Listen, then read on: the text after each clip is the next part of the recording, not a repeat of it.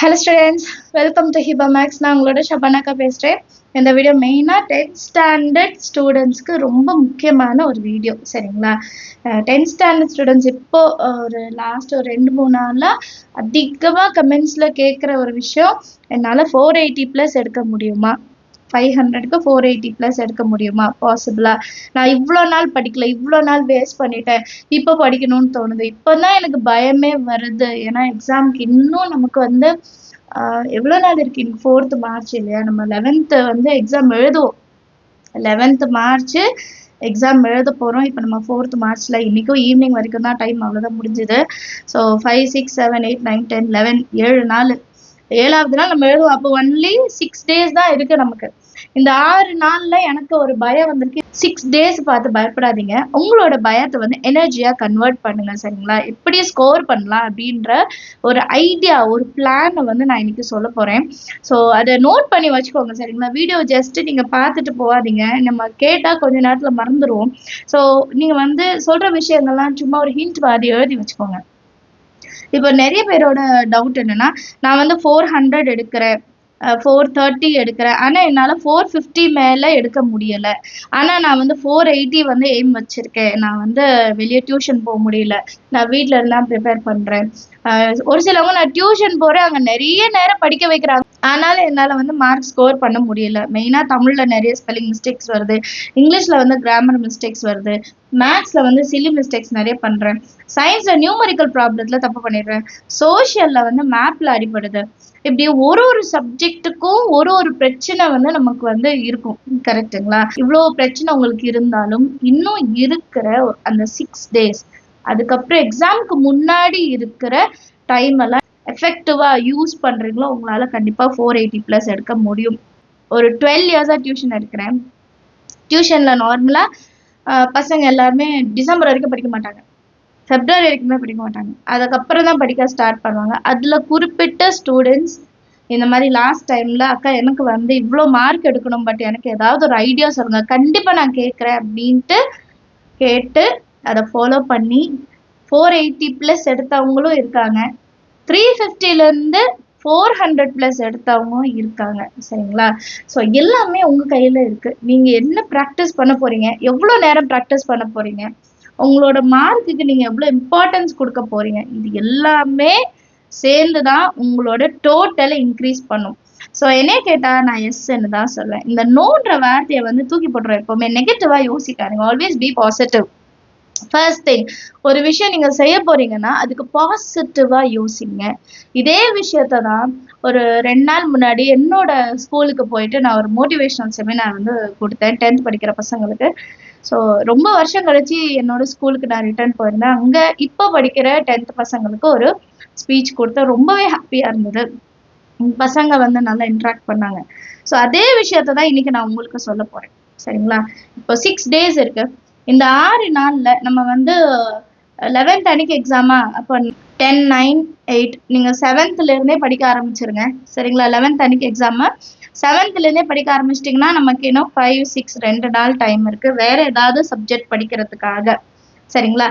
நம்ம வந்து 7th அன்னையிலேருந்து நீங்க எப்படி தமிழ் வந்து பிளான் பண்ணி படிக்கணுன்ற தமிழுக்கான ஸ்டடி டைம் டேபிள் நம்ம ஹாஃப் இயர்லி எக்ஸாம்க்குலாம் நான் கொடுத்துருந்தேன் இல்லையா, அதையும் ரெடி பண்ணிட்டேன். நாளைக்கு வந்து உங்களுக்கு அந்த வீடியோ வரும், சரிங்களா? அதுக்கு முன்னாடி இந்த வீடியோ ஃபர்ஸ்ட் நீங்க பார்க்கணும் அப்படின்னு நினைச்சிருந்தேன். இந்த 2 நாள் இருக்குல்ல, 4, 5, 6 இன்னையோட சேர்த்துட்டா 3 நாள் இருக்கு. ஈவினிங்ல இருந்து 4, 5, 6 இந்த 3 நாள்ல இந்த 5 சப்ஜெக்ட்ல எதுல நீங்க மார்க் ரொம்ப கம்மியா எடுக்கிறீங்களோ அந்த சப்ஜெக்ட் சூஸ் பண்ணிக்கோங்க. தமிழ் மட்டும் வேண்டாம், மேக்ஸ், சயின்ஸ், சோஷியல். இந்த மேக்ஸ், சயின்ஸ், சோஷியல் ஏதாவது 2 சப்ஜெக்ட் எடுங்க. இந்த 2 சப்ஜெக்ட்ல எந்த பார்ட்ல உங்களுக்கு ரொம்ப வீக்கா இருக்கோ அந்த பார்ட் எடுத்து படிங்க. டீட்டெயில் ஆன்சரா இருந்தால் டீட்டெயில் படிங்க, நியூமரிக்கலா இருந்தால் நியூமரிக்கல் படிங்க. பிளான் பண்ணிட்டு இந்த 3 நாள் நீங்க என்ன பண்ண போறீங்கன்னு டிசைட் பண்ணிடுங்க ஃபர்ஸ்ட். இப்போ நீங்க 480 டோட்டலா எடுக்கணும்னா அட்லீஸ்ட் ஒரு சப்ஜெக்ட்டுக்கு நீங்க எவ்வளவு எடுக்கணும், 95+ எடுக்கணும், கரெக்டுங்களா? 480 எடுக்கணும்னா 9 5s are 45, கரெக்டுங்களா? இப்போ 480னா 95 மார்க் மேல எடுக்கணும். இப்போ வரைக்கும் நீங்க ஒரு 80 மார்க் தான் எடுக்கிறீங்க. இல்லை நான் வந்து 70 தான் எடுக்கிறீங்க அப்படின்னா உங்களோட மார்க் கேப் எவ்வளோன்னு பாருங்க. 95க்கும் 70க்கும் வந்து ஒரு 25 மார்க் தான் வித்தியாசம். அப்போ அந்த 25 மார்க்ல தான் நம்ம இப்போ அதிகமாக கவனம் வைக்கணும். அதனால தான் எந்த போர்ஷன்ல நீங்க வீக்கா இருக்கீங்களோ அதை பாருங்கன்னு சொல்றேன். இப்போ 80 மார்க்னா வெறும் 15 மார்க் தான் வித்தியாசம். அந்த 15 மார்க் எங்க நான் லூஸ் பண்றேன்ட்டு நீங்க கண்டுபிடிக்கணும். சிலி மிஸ்டேக்ஸா இருக்கலாம், இல்ல நான் ஒரு சாப்டரே இது வரைக்கும் ஸ்கிப் பண்ணிட்டேன், ஆனா அது ஈஸியா தான் இருக்கு, அதை நான் படிக்கலாமான்னா தாராளமா படிக்கலாம். ஆனா எக்ஸாமுக்கு முன்னாடி படிக்காதீங்க. எதுனாலும் இந்த 3 நாள்ல உங்களால எவ்வளவு நேரம் படிக்க முடியுமோ படிச்சிடுங்க. சரிங்களா? இப்போ டோட்டலா நமக்கு வந்து 24 ஹவர்ஸ்ல 8 ஹவர்ஸ் ஸ்லீப்பு ப்ளஸ் 2 ஹவர்ஸ் நம்ம ரிலாக்ஸேஷன், நம்ம சாப்பிட்றது, இதெல்லாம் போனால் 10 ஹவர்ஸ்.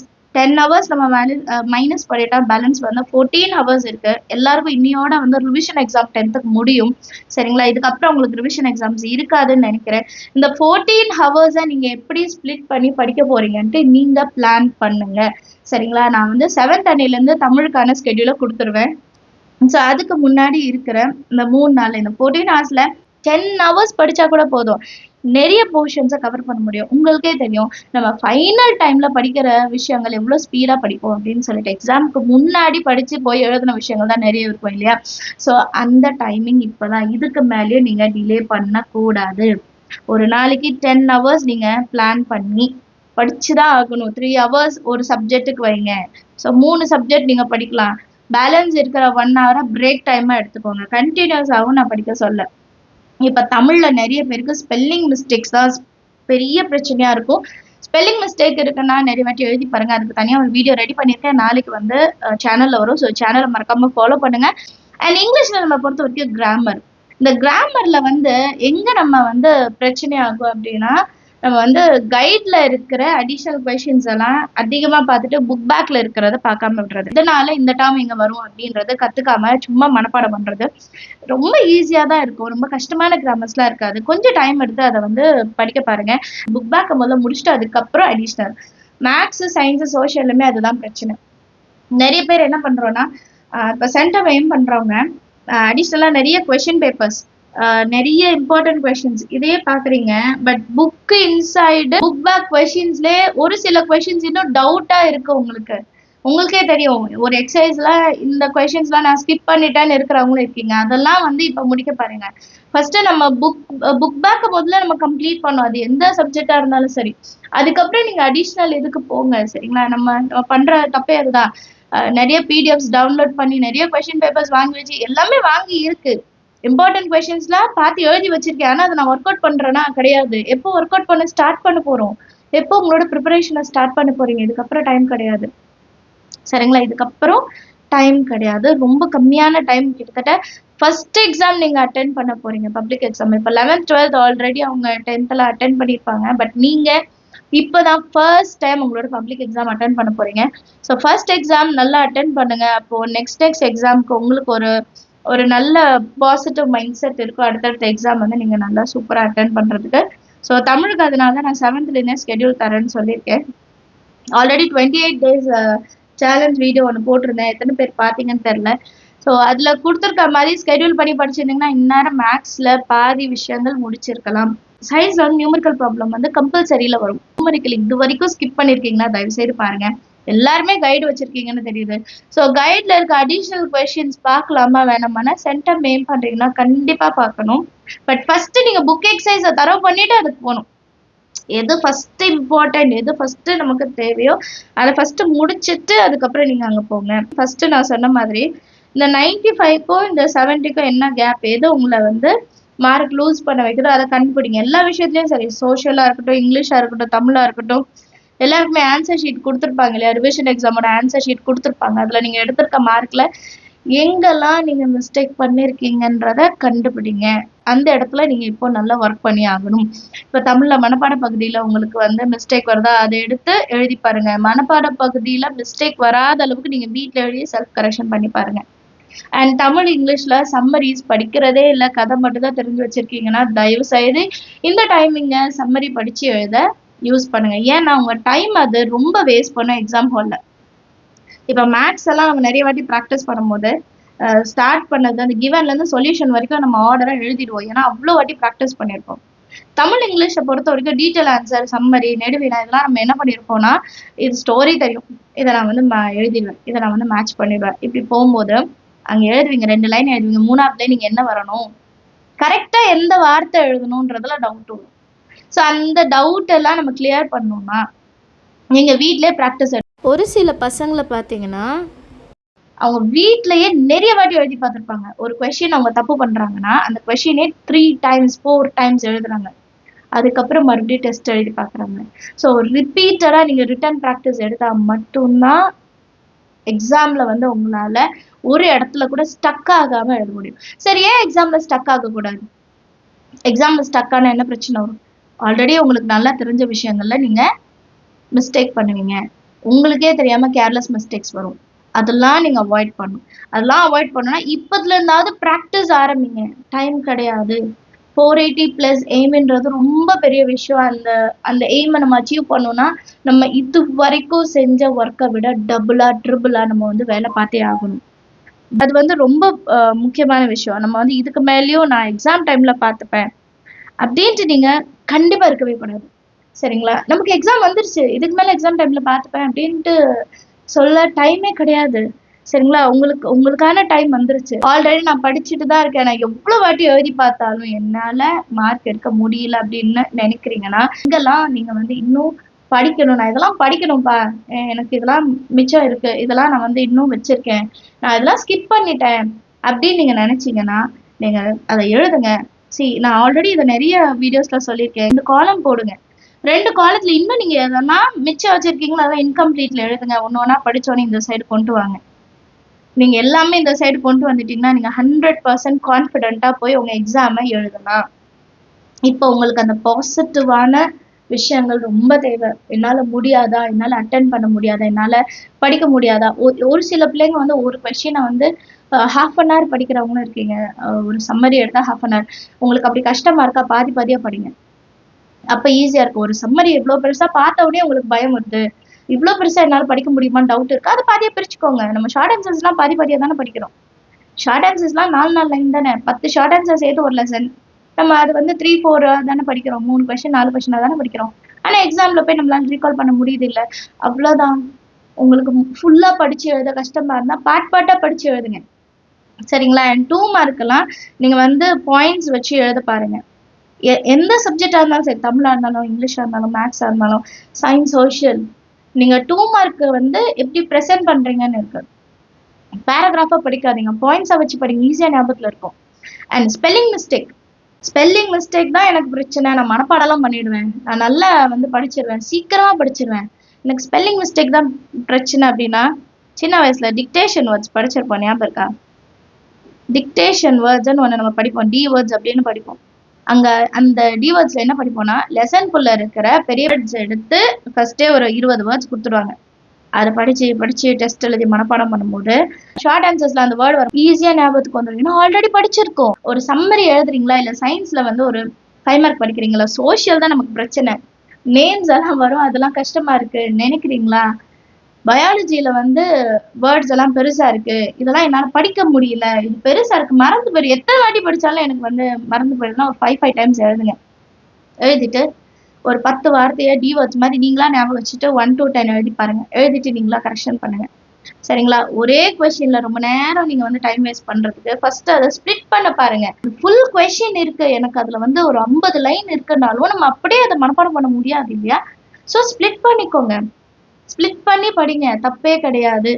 ஃபுல்லா படிக்க தெரிஞ்சவங்க ஓகே, நம்ம சின்ன வயசுல இருந்து ப்ராக்டிஸ் எடுப்போம். பட் இப்போ நான் வந்து படிக்கணும்னு நினைக்கிறேன், ஆனா கஷ்டமா இருக்குன்னு நினைக்கிறவங்க ஸ்பிளிட் பண்ணிக்கோங்க. உங்களோட ப்ராப்ளம்ஸ் எப்பவுமே ஸ்பிளிட் பண்ணுங்க, உங்களுக்கு அது ஈஸியா ஆயிடும். 4ஆ பிரிச்சு படிச்சு எழுதுங்க. படிச்சுட்டு ஃபுல்லா ஒரு வாட்டி டெஸ்ட் எழுதி பாருங்க. சரிங்களா? ஸோ நமக்கு டைம் ரொம்ப கம்மியா இருக்கு, ஆனா உங்களால கண்டிப்பா 480+ எடுக்க முடியும். நீங்க நினைக்கணும், உங்களுக்கு அந்த ஃபயர் இருக்கணும், நான் இதை படிச்சு முடிப்பேன், இவ்வளோ மார்க் நான் எடுப்பேன்ட்டு உங்களுக்கு நீங்களே ஒரு மோட்டிவேஷனை கொடுத்துக்கோங்க. பாசிட்டிவா இருங்க. சரிங்களா? ஆல்வேஸ் நம்ம வந்து நெகட்டிவா யோசிக்கிறவங்க கிட்ட இருந்து தள்ளி இருங்க. யாராவது நீ எல்லாம் படிக்க மாட்டேனா, உன்னால இது முடியாதுன்னா அவங்க கிட்ட இருந்து ஒரு ஸ்டெப் தள்ளி இருங்க. சரிங்களா? அவங்க சொல்றது காதுல வாங்கிக்காதீங்க. எப்பவுமே உங்களோட சக்சஸ் உங்களை பொறுத்து தான் இருக்கும். நீங்க எவ்வளோ வந்து படிக்கிறீங்களோ, நீங்க எவ்வளோ ப்ராக்டிஸ் குடுக்குறீங்களோ அத பொறுத்து தான் இருக்கும். இன்னொருத்தவங்க சொல்றதுனால உங்களோட ஃப்யூச்சர் மாறாது. புரியுதுங்களா? அவன் சொல்லிட்டான்றதுக்காக நீங்க வந்து கம்மியா மார்க் எடுக்க போறது கிடையாது. Prove them. உங்களால முடியும்ன்ட்டு ப்ரூவ் பண்ணுங்க. ப்ரிப்பரேஷன் ஸ்டார்ட் பண்ணுங்க.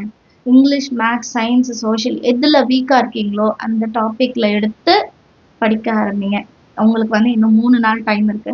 7th இருந்து நம்ம வந்து தமிழ் ஸ்டார்ட் பண்ணலாம். ஏன்னா தமிழ்ல வந்து போர்ஷன்ஸ் வந்து கம்மி பண்ணிட்டாங்க. பட் ஸ்டில் நமக்கு வந்து ஸ்பெல்லிங் மிஸ்டேக் நிறைய பேருக்கு வருது. இன்னைக்கு வீடியோல கூட நிறைய பேர் சொல்லியிருந்தீங்க. பகுபத உறுப்பிலக்கணம் வந்து கொடுத்துருந்தேன். அப்ப நிறைய பேர் சொன்னீங்க டைம் மேனேஜ்மெண்ட். டைம் மேனேஜ்மெண்ட் பத்தி நாளைக்கு தனியா ஒரு வீடியோ போடுறேன். ஏன்னா லென்த்தா இருக்கும். உங்க டைம் வேஸ்ட் பண்ண நான் விரும்பல. உங்களோட ஸ்டடி ரூம்லயோ நீங்க படிக்கிற இடத்துலயோ பெருசா ஒரு இடத்துல உங்க பேரை போட்டு 480/500ன்னு எழுதி ஒட்டி வைங்க. நீங்க இவ்வளவு மார்க் எடுக்க போறீங்க. அதுக்கான ஒர்க்கை இன்னையில இருந்து நீங்க ஸ்டார்ட் பண்ண போறீங்க. சரிங்களா? அண்ட் மேக்ஸுக்கு இம்பார்ட்டன்ட் கொஸ்டின்ஸ் கேட்டுட்டு இருக்கீங்க. 2 மார்க்ஸ் ஆல்ரெடி கொடுத்துட்டு அதே மாதிரி 5 மார்க்குக்கும் ஒரு 2-3 நாள்ல தந்துடுறேன். சயின்ஸ், சோஷியல் எல்லாத்துக்குமே இந்த வாட்டி உங்களுக்கு இம்பார்ட்டன்ட் கொஸ்டின்ஸ் வரும். ஆனா எப்பவுமே நான் சொல்ற மாதிரி சென்டம் ஏம் பண்றீங்கன்னா இம்பார்ட்டன்ட் கொஸ்டின்ஸ் பின்னாடி போகாதீங்க. இம்பார்ட்டன்ட் கொஸ்டின்ஸ் படிச்சாலும் மற்ற கொஸ்டின்ஸையும் தெரிஞ்சு வச்சுக்கோங்க. அதை ஸ்கிப் பண்ணக்கூடாது. சரிங்களா? எந்த கொஸ்டினையும் உங்களுக்கு ஆல்ரெடி தெரிஞ்ச கொஸ்டினா இருந்தா கூட ஸ்கிப் பண்ணாதீங்க. ஒரு வாட்டியாவது அதை ரீகால் பண்ணி பார்த்துடுங்க. அண்ட் நிறைய கொஸ்டின் பேப்பர்ஸ் ப்ராக்டிஸ் பண்ணுங்க. Previous year question papers practice பண்ணுங்க. 1 மார்க் இன்னும் தரம் பண்ணாம ஹிண்ட் வச்சு தான் படிச்சுட்டு இருக்கீங்களா? ஒரு வாட்டியாவது கொஸ்டினை ஃபுல்லா ரீட் பண்ணி ஆன்சர் எழுதுங்க. அண்ட் நிறைய பேர் பண்ற பெரிய தப்பு என்னன்னா கொஸ்டின் படிக்காம ஆன்சர் எழுதுறது. கொஸ்டினே படிக்காம ஆன்சரை படிக்கிறீங்க. கொஸ்டினை படிச்சுட்டு ஆன்சர் படிங்க. கொஸ்டினை சின்னதா ஒரு ட்விஸ்ட் வச்சு கேட்டாலும் நம்மளால அதை கண்டுபிடிக்க தெரியணும். வீடியோ யூஸ்ஃபுல்லா இருந்தா மறக்காம லைக் பண்ணிடுங்க. உங்க ஃப்ரெண்ட்ஸ் சர்க்கிள்க்கு ஷேர் பண்ணுங்க. அவங்களுக்கு பப்ளிக் எக்ஸாம் நினைச்சு பயமா இருக்குன்னா அவங்களோட பயம் வந்து இந்த வீடியோ பார்த்தோட போயிடும். சரிங்களா? கண்டிப்பா எல்லாராலையுமே 480+ எடுக்க முடியும். நம்மளால முடியலன்னா வேற யாராலையும் முடியாது. கண்டிப்பா உங்களால முடியும். தேங்க்யூ ஸோ மச் ஃபார் வாட்சிங்.